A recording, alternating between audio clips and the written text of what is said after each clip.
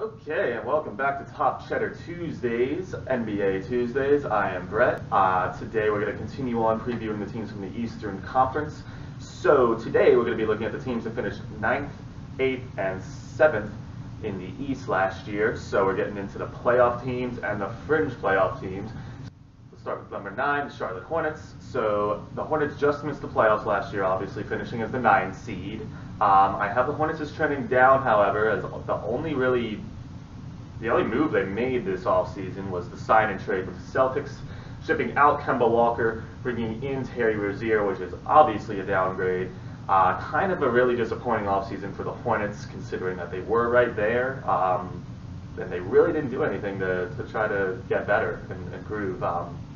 They just got worse, in my opinion. So I actually have the Hornets finishing worse than 9th this year, probably around 11th or 12th, around that area in the East.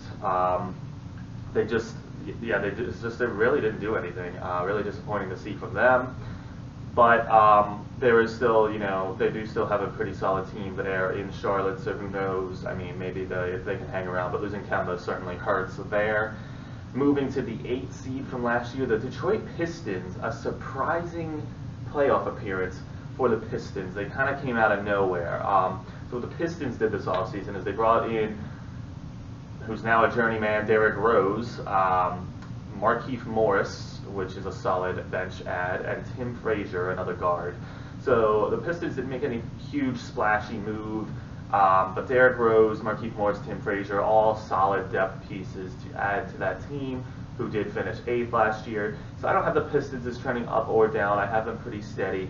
I don't think they'll make the playoffs this year, though.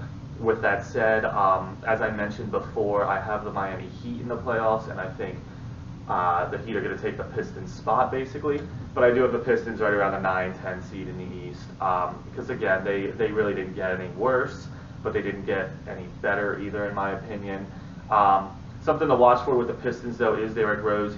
I think he's going to get a lot of minutes there, and I know he's towards the end of his career. But it will be interesting to see, with more minutes, if Derrick Rose can kind of find his game again and put together a healthy season. So that's something to watch out for with the Pistons this year for sure. And that brings us to the 7th seed. Also maybe a little bit of a surprise, the Orlando Magic. The Magic, they'll get a healthy Markelle Fultz back this year, which is a huge X factor and my thing to watch with them. If Markelle Fultz, we saw glimpses of it when he was in Philly. He had a couple good games, but if Markelle Fultz can come back with a shot, stay healthy, he could be a very, very good player for them. So that is definitely something to keep an eye out on. Aside from that, the Magic bring in Al-Farouq Aminu as a bench forward, and Michael Carter-Williams goes back to the Magic. He signed there. Another solid just depth guard.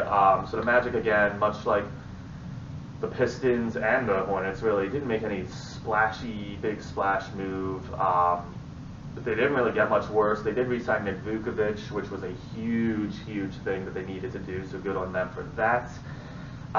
So I have the Magic as trending steady again. I think they will be back in the playoffs, probably around the 7 or 8 seed again. I don't see them finishing much higher than that. But I also don't see them missing the playoffs because, again, they're bringing back pretty much the same team. But they could be a lot better depending on how Markelle Fultz turns out. So that is something to keep an eye on. And I really do like Al-Farouq Aminu and Michael Carter-Williams to round out that bench. So that'll do it for the Hornets, Pistons, and Magic. Spencer will be back next week again to cover 9, 8, and 7 from the West last year. And I'll be back to cover 6, 5, and 4 from the East last year, 2 weeks from now. And that would be, let me go off memory, I didn't write it down. That would be the Brooklyn Nets, the Indiana Pacers, and I believe the Boston Celtics. So we'll cover those, yes.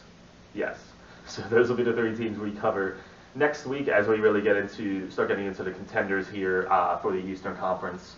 So that'll be exciting to talk about. We'll have a lot to talk about there next week. So thanks for tuning in as always. Leave a like, leave a comment, smash that subscribe button, and I'll be back tomorrow to talk more Pacific Division and NHL and round that out.